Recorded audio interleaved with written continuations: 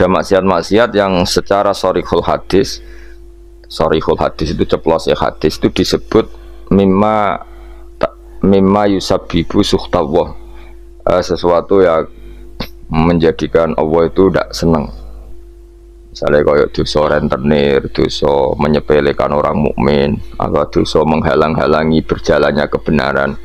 Itu adalah kalimat-kalimat atau dosa-dosa atau perilaku yang Allah jelas ngendikan itu mimma yusabbibu sukhta, sesuatu yang dadekno bencine. Nah, kemudian di luar yang sorry itu, di luar yang jelas-jelas itu, ada kemungkinan-kemungkinan yang didhawuhna Sayyidina Umar. Jadi eling-eling ya, jadi yang pokok itu tentu sharihul Quran wal hadis. Itu harus kita ikuti. Jadi ora usah kata manan, memang itu nyata. Saya ulang lagi ya. Nak ono sharihul Quran berarti ora usah ora usah sesuatu yang dianggap disembunyikan kayak ridho wa firidul walidain. Nah, di luar yang sorry itu baru ada tebak-tebakan misteri. Misalnya ada orang jadi wali hanya karena tadi misalnya ri ning dalan disingkrehno, takut ri tadi mengenai orang muslim. Terus ada beberapa orang yang bahkan ditobati Allah hanya karena minumi anjing. Nah itu yang misteri. Tapi tentu misalnya kok ada pilihan wayai ngombeni ibu yang kehausan, terus gue spekulasi, wah tak ngombeni asu nak menuntut ridhani pangeran. Nah, itu kebodohan itu. Karena memperbandingkan sesuatu yang sorry ya dengan yang misteri. Jadi tetap kita milih yang sorry dulu. Sorry itu yang eksplisit disebut Allah dan Rasul. Begitu juga menyangkut sukhtuwa. Nah, jadi resiko ngaji kitab-kitab yang berbau tasawuf memang seperti itu. Jadi memang kita tidak boleh terlalu tasawuf dengan makna yang ini ya. Jadi saya ulang lagi, apapun hebatnya Sayyidina Umar itu tetap dawe proporsional. Tadi kata ma itu ya dengan makna di luar yang sorry. Saya ulang lagi, di luar yang sorry. Kalau yang sorry ya kita ikuti ya, jadi tidak semuanya disembunyikan Allah, tapi ada hal-hal sing jelas untuk ridhanya Allah, kayak birrul walidain, mencari ilmu, terus ridho be qada qadar. Terus ada beberapa yang sekarang ridho be qada qadar malah sangat tinggi makomnya, jelas radhiyallahu anhum wa radu. Anak orang yang ridho terhadap keputusan Allah, Allah akan ridho pada dia. Itu jelas aturannya. Jadi kue nak ridho peparingnya Allah, maka Allah akan ridho ke kamu. Itu kan berarti satu taat, yaitu ridho kepada Allah yang dadekno Allah ridho. Itu tidak jenis yang dikatama, yang disimpan atau dirahasiakan. Jadi alhasil pesan saya ngaji itu sing khatam, karena ilmu itu ya mirip wong ngomong gitu lah. Jadi misalnya ono wong kelaparan, mesti nganggep yang terpenting bagi dia saat itu adalah makan. Ono wong kehausan, yang penting saat itu ya minum. Terus kabeh diomongkan yang terpenting. Jadi kan gong diutang ya sementing ra ditagih kan. Nah, itu kan dene ora iso nalar. Jadi ora iso nalar ono wong kok enake mangan sate iku mergo dene orientasine sementing ora ketemu debt kolektor. Nah, semua akan dikatakan itu paling penting, tapi tentu semuanya proporsional. Kenapa semua itu? Tapi ketika kita ngomong husnul khotimah, kita akan ngomong yang paling penting itu husnul khotimah. Tapi sebetulnya husnul khotimah sendiri, kalau kita ngomong apa artinya kue kepengen husnul khotimah, kemudian perilaku harian kamu tidak mengawal Islam, gak tau ngitmai Islam, gak tau ngitmai wong tua, sementing orientasinya mau husnul khotimah, itu kan ya keliru juga. Jadi walhasil kalau pesen, semua yang ada di tag-tag kitab-kitab seperti ini KPU proporsional. Jadi katama ya dalam konteks yang katama, tapi beberapa nyatanya Nabi ngendikan secara ceplos bahwa ridho Allah misalnya firidul walidain, tidak ada kata manan. Memang ada beberapa resep sangka Nabi ini loh yang menjadikan kamu diridhoi Allah, misalnya ridho walidain, ridho Allah firidul walidain, ridho sama kodok qadar, terus mencari ilmu. Itu jelas di hadis ridon bima yasna, semua malaikat suka kalau ada orang mencari ilmu. Itu tuh hal-hal yang Allah menjelaskan secara detail, secara sorry, secara ceplos, secara eksplisit Oh itu semua mahal ridhohu, sesuatu sing dadekno ridane Allah Subhanahu wa taala. Kemudian wali juga sama, Allah menyembunyikan walinya di antara manusia supaya orang gampang menghormati semua orang, karena bisa saja dia itu wali, semua orang berpotensi wali. Tapi tentu kan ada orang-orang yang jelas wali, orang ini ketoro, kelakuannya ketoro, terus itu kan ya kata ma itu ya yang potensi. Tidak karwane wonge pemabuk, sering menyepelekan Allah dan Rasul, pemene ra salat terus. Oh tapi kan iso wae wali. Oh, itu sudah terlalu gawe-gawe cara Jawa itu, karena itu nggak masuk kategori katama tapi jelas. Itu juga wa katamal mauta fil umri, terus ya dan seterusnya. Nah, masalah Lailatul Qadar juga di sini berlebihan, maksudnya berlebihan itu Allah menyembunyikan Lailatul Qadar di semua Ramadan. Ya tentu pendapat itu mau proporsional, karena kita tahu di semua teks hadis sahih tetap keyakinan ulama Ramadan untuk Lailatul Qadar itu setelah tanggal 20 sampai 30 Asyrul Awakhir. Nama al-Asyrul Awakhir. Cuma ada orang yang mungkin persyaratannya Allah kue tak kei, tapi syaratnya ibadahnya ngeduk mulai tanggal 1. Ya, tapi tetap saja Lailatul Qadar itu fil asyril awakhir, di 10 terakhir. Tapi tetap cara setare itu dimulai ibadahnya, maksudnya setar nih ibadah dimulai 1 sampai 20. Tapi nak kue misalnya dua potensi, tapi bisa saja Lailatul Qadar jatuh tanggal 1, yaitu khorkon lil ijma misalnya, atau khorkon lil muttafaq alaih, atau khorkon di jamahiril ulama. Kamu berarti balelo atau merusak konsensus ulama sing darani Lailatul Qadar fil asril awakhir. Jadi ngaji, karena kita tidak mungkin mengkhorku ya, merubah. Jadi apapun hebatnya kita, misalnya sholat Lailatul Qadar mulai tanggal 1, soalnya Lailatul Qadar tanggal 2, nggak bisa seperti itu. Tetap kita meyakini fil asril awakhir. Ya jadi resiko kitab-kitab tasawuf memang apa ya, hati-hati ini kadang berlebihan. Kita tetap meyakini sing sore, ya saya ulang lagi sing sore, sing ceplos. Misalnya Kanjeng Nabi ngendikan Lailatul Qadar itu fil asril akhir, fil asril awakhir. Imam Syafi'i memilih sing autaruhu sing ganjil. Terus ada ulama yang memang milih 27. Nah sudah, kita ikuti saja seperti itu. Meskipun tentu tadi karena Lailatul Qadar sifatnya pemberian ya, yang mungkin Allah juga punya kualifikasi. Misalnya sing tenanan mulai tanggal 1 dikai, sing mapak langsung tanggal 27 dianggap wong nakalan. Maksudnya kan iso wae, memang aturannya seperti itu apa. Ketika mana sing ibadah mulai tanggal 1, barat orang masak itu ya nyediakno kayu bakar berproses nanti mangan. Nah sing ora proses itu sono mangan terus teko-teko njuk melok mangan. Nah itu kira-kira ya pantese piye ngono. Ya itu. Jadi saya mohon sekali semua teks hadis itu proporsional, karena hadis tidak hanya ini. Misalnya Allah itu menyembunyikan ridhonya, jadi orang tidak akan tahu Allah ridhonya di mana.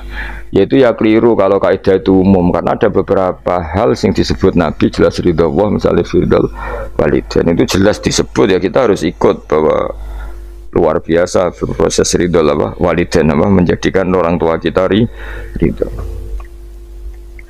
Wal maqalatul khamisatu, tema maqalah sing kelima ngene, qala dawa sapa Utsman radhiyallahu anhu. Innal mu'mina satune wong mukmin yang bagi sayukjo apa ayakuna ento ana sapa mukmin ku masian lumaku fi sitati anwa'in ing dalem 6 pira-pira werna. Minal khaufi sanging rasa wedine Allah. Ahadua di salah sijine sitah sing harus ditakuti ku ayya khaufa. Ento wedi sapa mukmin mingki balila sanging sisine Allah. Kita harus takut bahwa Allah bisa saja ya khudain ngalap sapa Allah minhu sange mukmin alimana ing iman waktan nas ing waktu naza. Ini tadi kalau dawe Umar tentang 6 hal sing disembunyikan Allah Ta'ala. Sekarang dawe Utsman, ada 6 hal yang kita harus punya ketakutan lebih. Satu, ketakutan bahwa setiap saat Allah bisa saja ngambil iman kita waktan nas ing waktu naza, waktu sing meh mata jenenge nasa. Ruya diriwayat napa ana Ibnu Mas'udin saat temen Ibnu Mas'ud iku da'a iku donga sahabat Ibnu Mas'ud bihadat doa iklan ikhlas doa. Allahumma do Allah ini saat temen ingsun asalu jalu ingsun ka ing panjenengan imanan ing iman layar tetu kang ora bakal dadi murtad apa iman wa naiman lan ingsun jalu ing nikmat layan fadu kang ora entek apa naim wa qurrata ainin lan tenange mripat la tangkoti kang ora putus-putus apa qurratu ainin wa murafaqati nabi kalan ngancani nabi panjenengan Muhammad sallallahu alaihi wasallam fi a'la jinanil khuldi ing dalam dhuwur-dhuwure swarga khuldi. Ada 6 hal yang orang mukmin harus serius takutnya, yaitu terutama takut diambilnya iman. Ya terutama takut diambilnya iman di waktu meh mati jenis nazar. Buktinya sahabat sekaliber Ibnu Mas'ud selalu berdoa Allahumma inni as'aluka imanan la yartaddu wa na'iman la yanfadu wa qurrata a'yunin la tanqati. Jadi tentu kita takut sekali kalau pas dekati mati justru iman kita dicabut. Wasani utai sing kaping pindho iku ayah khofa ingin ta wedi sapa wong mingki baril hafadzati sanging sisi malaikat penjaga il katibina tegese sing nulis kabeh ya amalil ibadi marang pro ngamale kawula. Ayak tubuh ento padha nulis sapa malaikat alaihi ing atase wong ma ing perkara yaftadi kang dadi keweleh sapa man. Keweleh itu dipermalukan sapa man bi iklan ma yaumil kiamat ing dalam dina kiamat. Yang kedua adalah orang itu takut bahwa malaikat yang menulis amal kita akan menulis sesuatu yang kita akan dipermalukan di hari kiamat. Ani Nabi sallallahu alaihi wasallam qala dawu sapa Nabi fuduhud dunya utawi kemaluan sining donya utawi dipermalukan ning donya utawa ino ning donya ku ahwanu luwih ringan min fudulil akhirati timbang kemaluan atau rasa malu atau dipermalukan ning akhirat. Rawangi watno ing hadis sapa At-Tabrani Imam Tabrani anil Fadl sange Fadl qalan Munawi ail aru tegese utawi cacat al hasilu kang hasil li nafsi kediawaan min kasfil aibi sange kebukae aib fidunya ing dalam dunya bikos ditanasuli kelawan nejo bela diri misale min sanging wong iku ahwanu iku luwe napa ringan mingkit manihi tinimbang kasimpene aib ila yaumil kiamat itu meko maring dina kiamat. Hatta yang tasyiro kesigo gumedar apa app wa yastahiru lan masyiro apa app fil ma'mukifi ing dalam panggonan hisab. Walidalan korona rai kilama wako asmangsane tumiba sapa ba'du sahabat sebagiane sahabat fi zina ing dalam zina. Wa arafalan ngerti sapa ba'du sahabat hadal hadis ing gila hadis akor mongko ikrar sapa ba'du sahabat bidzalika lan mongko-mongko zina lahu maring Kanjeng Nabi. Liyahudda supaya ngekhat sapa nabi hu ing iki ba'da sahabat. Walam yarjilan ora mencabut sapa ba'da sahabat anil ikrari sang ikrar. Ma ta'ridi semertane oleh memtokno Kanjeng Nabi. Mentokno itu menawarkan Nabi lahu maring ba'da sahabat birujuki kelawan rujuk mencabut ikrare. Li ilmihi krana ngertine ba'da sahabat bi anna fadihatahu.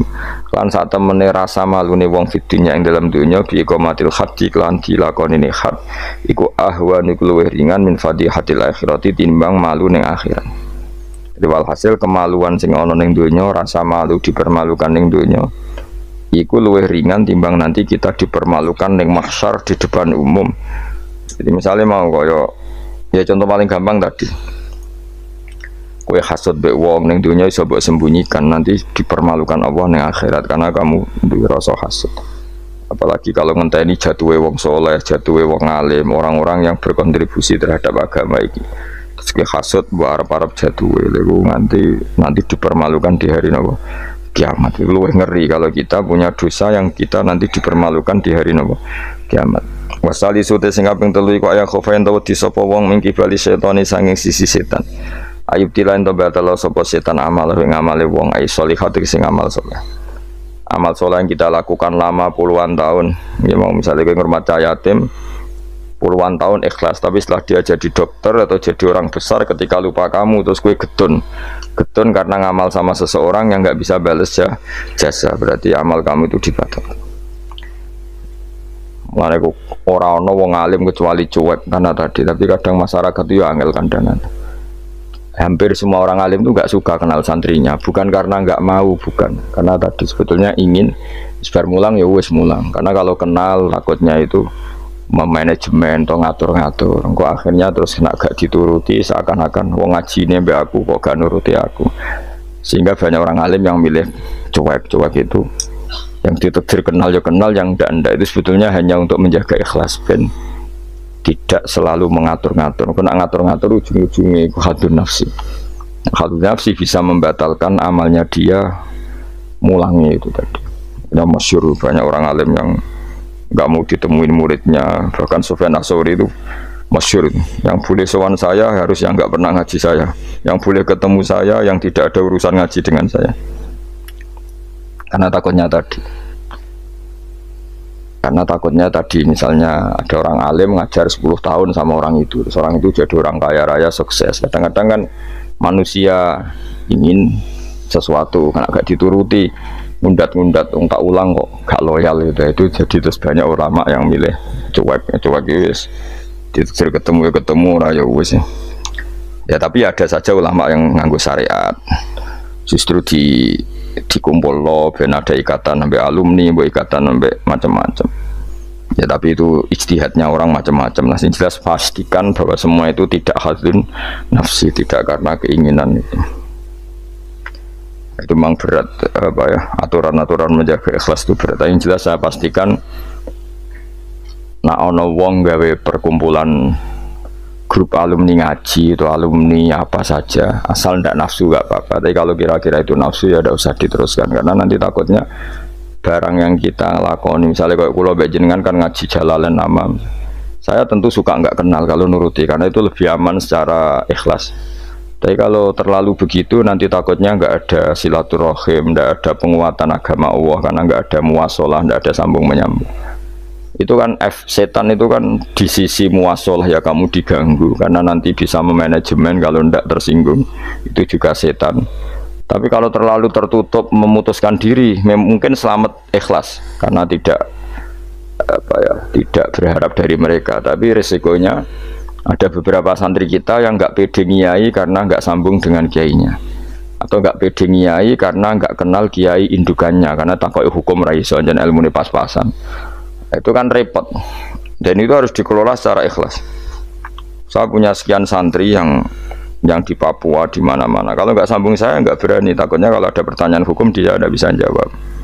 Ada orang-orang yang sebaiknya kita tidak sambung karena tipikalnya memang nggak suka sambung. Mungkin dia wataknya pemalu atau wataknya tertutup, kita kan tidak pernah tahu-tahu watak. Ya kalau maslahatnya putus ya putus, tapi jangan putus hubungan hati. Tapi dia tipikalnya orang yang nggak suka kumpul. Jawa itu isinan. Kan orang itu kan macam-macam. Yang penting semuanya jangan karena hadun nafsi. Itu eleng-elengnya. Terus makanya Sufyan Ats-Tsauri masyhur, soalnya muridnya itu moh tenang. Karena dia takut kemudian menuntut haknya sebagai guru. Nah, korek sapa yang terkenal Sayyid Hamzah Az-Zayyad itu dia pernah ada orang sowan, ya Hamzah, saya ini punya utang banyak, tolong bilang sama Muhyiddin jenengan yang kaya supaya mensafaati saya. Jawab Hamzah, saya minta air putih sama santri saya aja nggak pernah, menyuruh santri saya supaya melayani saya saja saya tidak pernah, karena takut itu saya mengkonversi mulang saya menjadi loyalnya santri-santri, dan itu menjadikan amal dunia. Itu orang dulu itu macam-macam menjaga ikhlasan sampai se ekstrim itu. Ya tentu tidak semua ulama seperti itu. Ada ulama yang suka ngongkon santri karena biar dapat barokahnya khidmah. Ada ulama yang suka minta tolong santri supaya mereka terbiasa khidmah. Itu kan istihad. Yang penting pastikan diri kamu tidak ada hadun nafsi. Itu semuanya motifnya itu nafsu, itu jangan. Karena tadi kalau kamu terlalu tertutup, terlalu terputus, nanti nggak ada kekuatan Islam dalam hal silaturahim. Makanya dari Imam Ghazali ya tidak semua ulama kayak Hamzah Az-Zayyad, tidak semua ulama kayak Sufyan Ats-Tsauri. Tapi juga kamu jangan terlalu manajemen. Kira wabe umatem mbok anggap aset. Akhir rombongan umroh spiro umat sak menagi terus dihitung ngene. Itu kan ya terus repot, semuanya diasetkan, semuanya diasetkan. Itu ya bahaya betul itu. Bukan bahaya pada dirinya dia, tapi juga bahaya bagi kelangsungan agama, karena semuanya jadi materi, jadi aset, jadi itu. Ya sudah, kita ngikuti aturannya Allah dan Rasul. Ya nak cara kula paling gampang ya salami wae, alami nak sing ditakdir Allah, kenal ben kenal ora ya wis penting wis buen ngono kabeh. Ya sudah, darhum sudah sementing tadi ikhlas. cek kamu memilih tidak kenal ya yang niat ikhlas, milih kenal yang niatnya ikhlas, sesuanya semua itu tidak hadun nafsi.